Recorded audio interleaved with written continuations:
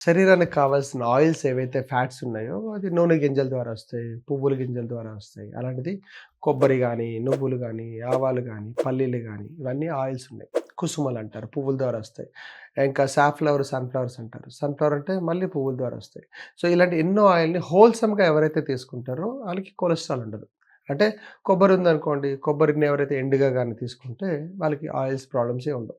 అంటే ఫ్యాట్స్ గానీ ఇవన్నీ నీట్‌గా ఉంటాయి. బట్ ఎవరైతే ఆయిల్‌ని పక్కకి తీసుకొని కేవలం ఆయిలే తీసుకొని పిప్పి వదిలేసారంటే వాళ్ళకి ఎక్కువ ఫ్యాట్స్ వచ్చే ఛాన్సెస్ ఉన్నాయి.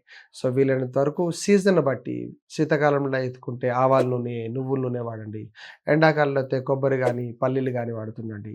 అప్పుడప్పుడు కాన్‌స్టిపేషన్ ఉన్నప్పుడు ఆముదం వాడండి.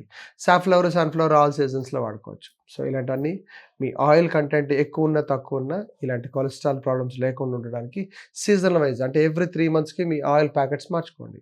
గానుగ నూనెలుంటే తక్కువ వాడండి. సో, మామూలు రిఫైన్డ్ ఏవైతే ఉన్నాయంటే మరి చూసుకొని వాడాలి. ఎప్పుడైతే హెవీగా వెయిట్స్ ఉన్నారు ఆయిల్స్ బంద్. Thank you.